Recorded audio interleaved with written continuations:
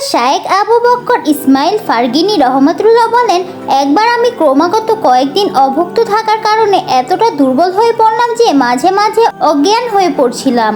ক্ষুধার তাড়নায় আমার হাতের নখগুলি বিবর্ণ হয়ে গিয়েছিল। এই পরিস্থিতিতে আমি আল্লাহ পাকের দরবারে আরজ করলাম, আয় আল্লাহ, আমার যদি ইসমে আজম জানা থাকতো তবে আমি ক্ষুধার কষ্টের সময় ইসমে আজমের উসিলায় তোমার কাছে দোয়া প্রার্থনা করতাম। একবার আমি দামেস্কের বাবুল বাড়িতে বসা ছিলাম। এমন সময় আমি দেখতে পেলাম দুই ব্যক্তি মসজিদে প্রবেশ করছে। তাদের দেখা মাত্র আমার ধারণা হলো তারা নিশ্চয়ই ফেরেশতা। তারপর তারা আমার সামনে এসে দাঁড়িয়ে একে অপরকে বলল, তুমি কি এটা কামনা করো যে আমি তোমাকে ইসমে আজম শিখিয়ে দেব? অপরজন বলল, হ্যাঁ, আমাকে তা শিখিয়ে দাও। লোকটি বলল, এই সময় আমি ইসমে আজম শোনার উদ্দেশ্যে গভীর মনোযোগে কান পেতে রইলাম। ফেরেশতা বলল, তুমি যখন বলবে ইয়া আল্লাহ, তখন তাই ইসমে আজম। আমি সঙ্গে সঙ্গে বলে উঠলাম, আমি শিখে ফেলেছি। এই কথা বলে আমি সেখান থেকে প্রস্থান করছিলাম। পিছন থেকে ফেরেশতা আমাকে দেখে বলল, তুমি যা মনে করছো তা নয়, বরং ইয়া আল্লাহ যখন খাঁটি অন্তরে বলা হবে তখনই তা ইসমে আজম হবে।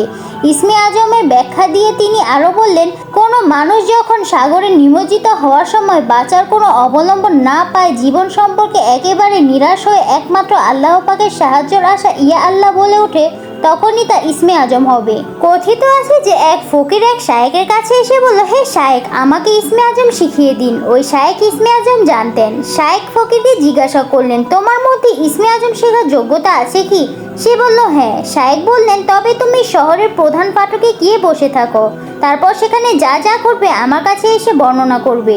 ফকির কথা মতো শহরের ফাটকে গিয়ে বসে রইল। কিছুক্ষণ পর সে দেখতে পেল এক বৃদ্ধ গাধার পিঠে লাকড়ি চাপিয়ে এদিকে আসছে। হঠাৎ এক সিপাহী জোরপূর্বক বৃদ্ধের লাকড়ি ছিনিয়ে নিয়ে এবং তাকে প্রহর করে তাড়িয়ে দিল।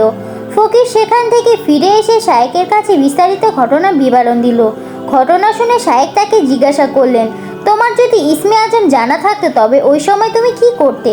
ফকির জবাব দিল, আমি সিপাহীর বিনাশের জন্য বদদোয়া করতাম। শায়েক বললেন, এবার শোনো, যেই বৃদ্ধ সিপাহীর অন্যায় আচরণে কিছুমাত্র প্রতিবাদ করলেন না, তিনি আমাকে ইসমে আজম শিখিয়েছেন। মোট কথা, ইসমে আজম শেখার আগে সবর, ধৈর্য, সহনশীলতা ইত্যাদি গুণসমূহ অধিকারী হতে হবে।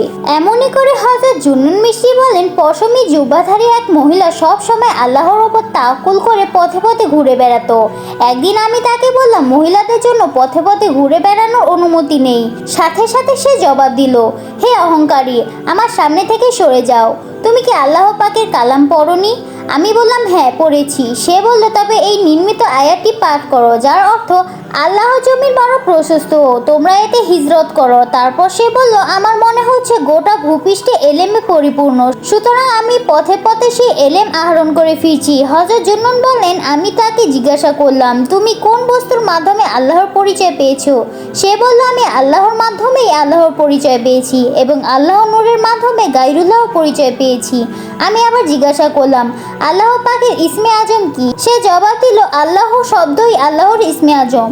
অর্থাৎ মানুষ যখন মন প্রাণ দিল থেকে মহান আল্লাহকে স্মরণ করে বা যে কোনো বালা মুসিবতে মহান আল্লাহকে ডাকে, তখন তাকে ইসমে আজম বলা হয়। তবে ইসমে আজম শেখার জন্য ধৈর্য ধারণ করতে হবে, অন্যথায় সারা জীবন আল্লাহকে ডাকলেও কাজ হবে না। গল্পটি এখানেই শেষ। গল্পটি কার কাছে কেমন লেগেছে অবশ্যই কমেন্টে জানাবেন। আর ভালো লাগলে আমার চ্যানেলটিতে সাবস্ক্রাইব করে দেবেন এবং ফেসবুকে ফলো করতে ভুলবেন না। সবাই ভালো থাকবেন, ভালো রাখবেন। আল্লাহ হাফেজ।